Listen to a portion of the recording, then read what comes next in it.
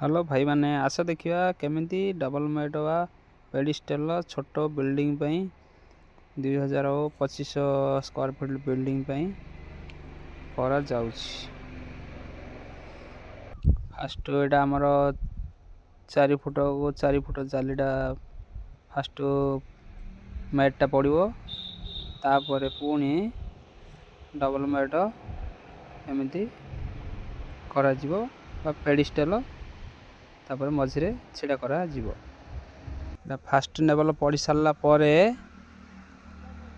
Pedestal पुणी पका जिवो। एठी हमर पेडिस्टल वर्तमान पेडिस्टल लेवल सरी जाइछि।